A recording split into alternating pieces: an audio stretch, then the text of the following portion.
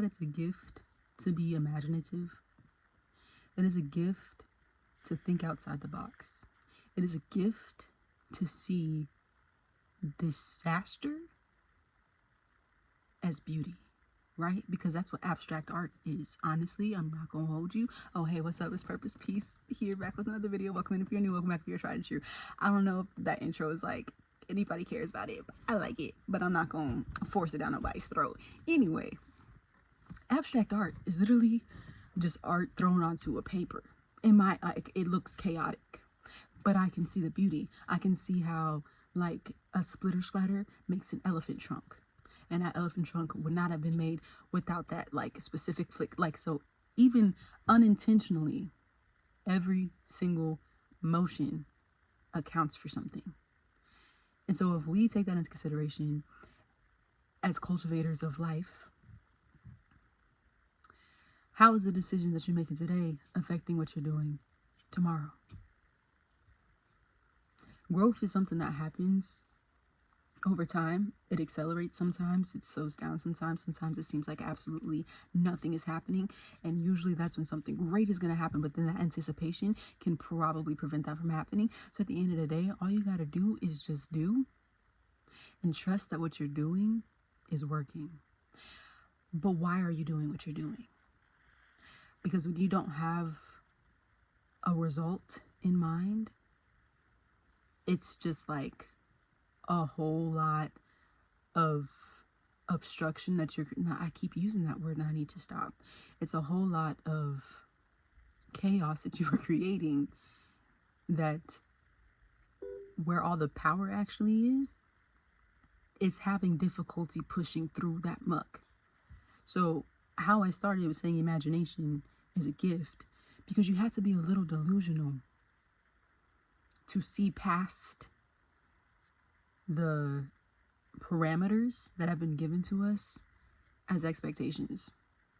And I speak a lot on the same things from different perspectives of it, because I feel like I've lived so many lives, and like now as a mom, it like makes me wear 17,000 hats that I wouldn't have had to wear before having a kid.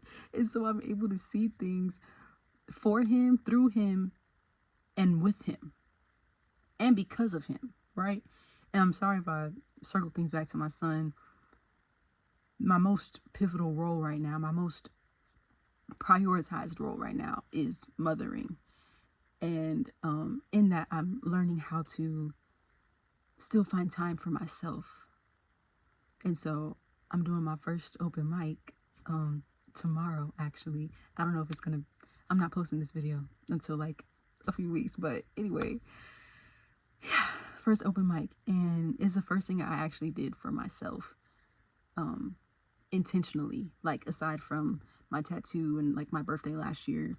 But it's like I do so much for him, and I kept pushing myself, even when I need a nap. Like, no, he needs me.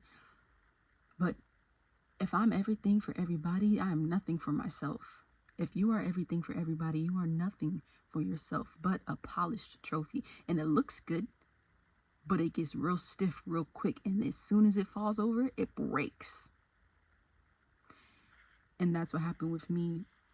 I didn't know it was okay to take time to still dream, to still feel the good and the bad, because without one there isn't the other, right? So I can't just feel good all the time. It's not sustainable. What is sustainable is knowing my limits, knowing when I need to break, knowing when I need to rest. This boy can go on for, and I promise you, I'm not, no cap, every day, every single day, somebody tells me, if only I can have a little bit of his energy. Baby, who you telling? I got this boy with me. He works with me. Like, he is my shadow and my reflection, both literally and spiritually. So he can go. He wanted me to do Just Dance with him today. I was like, bruh, I need to rest. I have a meeting after this. I have other things I need to do. I spend a lot of time with him, intentional time, playing with him, making sure he is cooking with me, learning life skills, having fun. I let him be a kid as much as he can be a kid. And also know that you're living in life, so you're going to have to learn some things. but be a kid. And so I had to be an adult, an old lady, and take my nap. And he respects me enough because I've established that boundary, because I also respect him as a person. Autonomy. I'm not going to try. But his autonomy, I value that more than I value him being my son. Because he is more than a label, and I am more than his mother. And so I'm choosing to, I take advantage of, because when people offer things to you, you're not taking advantage, they're giving you an advantage. So is it taking an advantage? I like to take the opportunities that are presented to me. So somebody was willing to watch him for me, so that way I can be myself again, another part of myself. And it reminded me, because when you do give yourself the time to breathe, when you do give yourself time to be yourself, when you give yourself time to come home, to acknowledge everything that's going on within you, because not taking that time to do an internal check, you will be leaking everywhere, leaving residue. You can smell, put on as much spray as you want to, but you cannot stop a spiritual leak. And it took me a minute to smell my own stink. And that imbalance is what allowed me to see and create a new balance that works. It's working for now. It's gonna have to change again. And this boy changes all the time. So it's like having to keep up. But that's why you have to stay fit, both physically, mentally, spiritually. Everything aligns so much more than we realize. But because we kind of think ordinarily, that's also why we see the ordinary results. So use your gift of imagination, use your gift of ingenuity, use your gift of effervescence. Like, nobody can do what you can do better than you. It is so special to be able to dream. You know how many people have lost that? How easy it is to lose that? And that's why a lot of people are living a nightmare. Now, nothing's perfect in my life at all. Or is it? Because it's happening the way that it's supposed to. So it's perfect for me, even though outside, from the outside looking in, or maybe younger self had a different vision. That's great. But I'm sure she didn't think anything was wrong with her emotions at the time. I would have been perfectly fine being a people pleaser and trying to make everybody happy and trying to earn love, because that's what I was doing.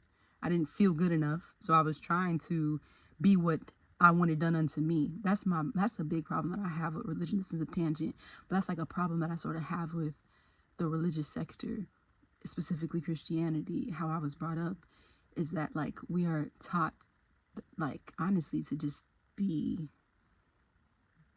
walked over, like, to be of servitude. And I can still serve you, and I don't have to lack in serving you. Serving you fills my cup. It should fill my cup. It shouldn't be taking. But that's why manipulators are able to take advantage of that. And especially if you are like a giver. It's dangerous out here. But there's safety within yourself. That's why when you know yourself and you know how to set boundaries and you respect yourself, everything that I say, I really try to make it. I don't even try to make it. It comes to me, and I see how it unfolds all together. So thinking crazily is probably the best thing that you can do.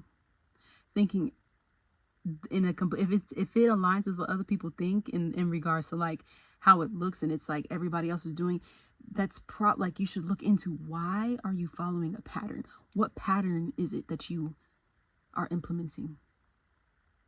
Because you are way too special to be like, you should be eccentric like this pattern, right? I don't even think they make this no more. I always get compliments on this shirt. It's one of my favorite shirts. But be an eccentric pattern. Use your gifts. I hope that makes sense. Do I end every video like that? I hope that makes sense. I'm gonna have to watch and look. But anyway, thank you for listening. Let me know what you think in the comments. What else do you want to talk about? Do you even care from my perspective?